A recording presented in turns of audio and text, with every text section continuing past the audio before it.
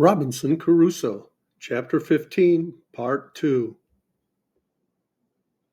They who know what it is to have a reprieve brought to them upon the ladder, or to be rescued from thieves just going to murder them, or who have been in such extremities, may guess what my present surprise of joy was, and how gladly I put my boat into the stream of this eddy.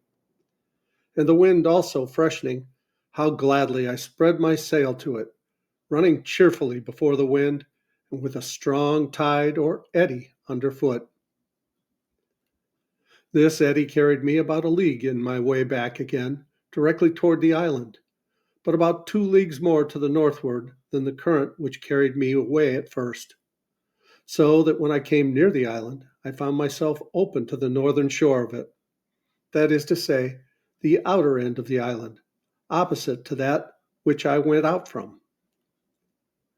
When I had made something more than a league of way by the help of this current or eddy, I found it was spent and served me no farther.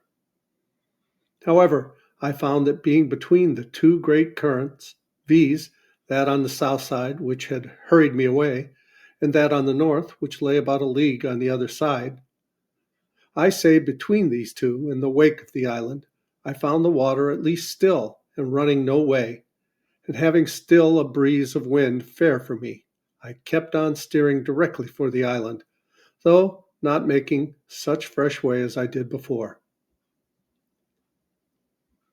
About 4 o'clock in the evening, being then within about a league of the island, I found the point of rocks which occasioned this disaster, stretching out, as is described before, to the southward, and casting off the current more southwardly had, of course, made another eddy to the north, and this I found very strong, but not directly setting the way my course lay, which was due west, but almost full north.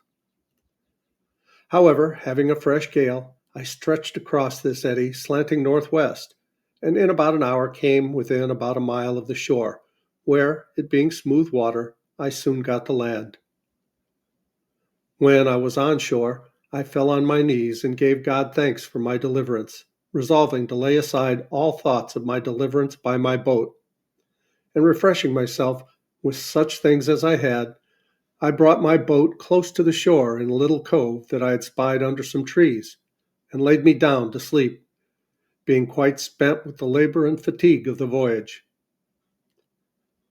I was now at a great loss which way to get home with my boat. I had run so much hazard, and knew too much the case to think of attempting it by way I went out, and what might be at the other side, I mean the west side, I knew not, nor had I any mind to run any more ventures. So I only resolved in the morning to make my way westward along the shore, and see if there was no creek where I might lay up my frigate in safety, so as to have her again if I wanted her. In about 3 miles or thereabouts, coasting the shore, I came to a very good inlet or bay, about a mile over, which narrowed till it came to a very little rivulet or brook, where I found a very convenient harbor for my boat, and where she lay as if she had been in a little dock made on purpose for her. Here I put in, and having stowed my boat very safe, I went on shore to look about me and see where I was. I soon found I had but a little passed by the place where I had been before, when I traveled on foot to that shore. So, taking nothing out of my boat but my gun and my umbrella, for it was exceedingly hot, I began my march. The way was comfortable enough after such a voyage as I had been upon, and I reached my old bower in the evening, where I found everything standing as I left, for I always kept it in good order, being, as I said before, my country house. I got over the fence and laid me down in the shade to rest my limbs, for I was very weary, and fell asleep. But judge you, if you can, that read my story, what a surprise I must be in when I was waked out of my sleep by a voice calling me by name several times. Robin, Robin, Robin Crusoe, poor Robin Crusoe. Where are you, Robin Crusoe? Where are you? Where have you been? I was so dead asleep at first, being fatigued with rowing, or paddling, as it is called, the first part of the day, and with walking the latter part, that I did not wake thoroughly. but dozing between sleeping and waking, thought I dreamed that somebody spoke to me. But as the voice continued to repeat, Robin Crusoe, Robin Crusoe, at last I began to wake more perfectly, and was at first dreadfully frightened, and started up in the utmost consternation.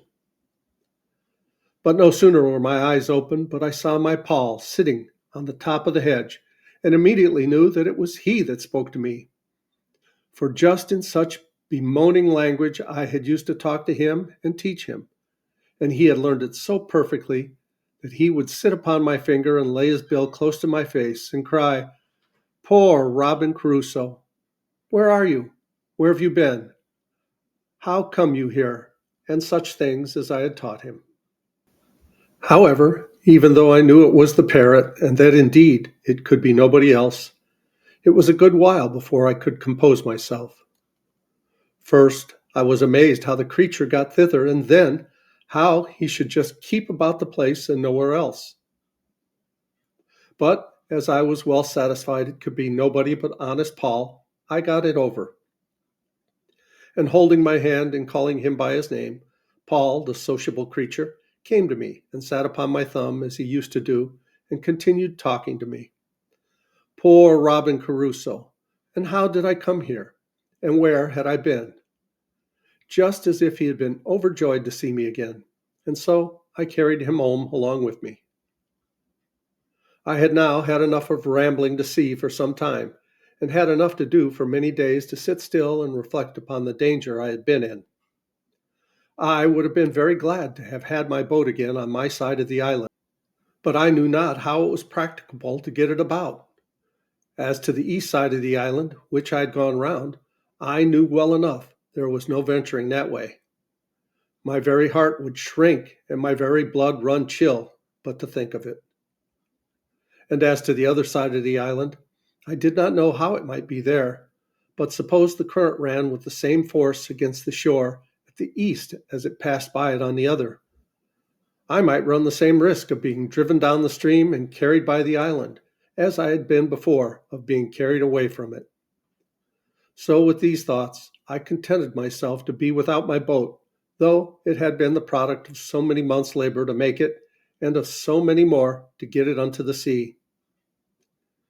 In this government of my temper I remained near a year, lived a very sedate, retired life, as you may well suppose, and my thoughts being very much composed as to my condition, and fully comforted in resigning myself to the dispositions of Providence, I thought I lived really very happily in all things, except that of society. I improved myself in this time in all the mechanic exercises which my necessities put me upon applying myself to, and I believe could, upon occasion, make a very good carpenter, especially considering how few tools I had. Besides this, I arrived at an unexpected perfection in my earthenware, and contrived well enough to make them with a wheel, which I found infinitely easier and better, because I made things round and shapeable, which before were filthy things indeed to look on. But I think I was never more vain of my own performance, or more joyful for anything found out, than for my being able to make a tobacco pipe. And though it was a very ugly, clumsy thing when it was done, and only burnt red, like other earthenware, yet, as it was hard and firm and would draw the smoke, I was exceedingly comforted with it. For I had been always used to smoke, and there were pipes in the ship. But I forgot them at first, not knowing that there was tobacco in the island, and afterwards, when I searched the ship again, I could not come at any pipes at all. In my wickerware also I improved much, and made abundance of necessary baskets, as well as my invention showed me. Though not very handsome, yet they were such as were very handy and convenient for my laying things up in, or fetching things home in.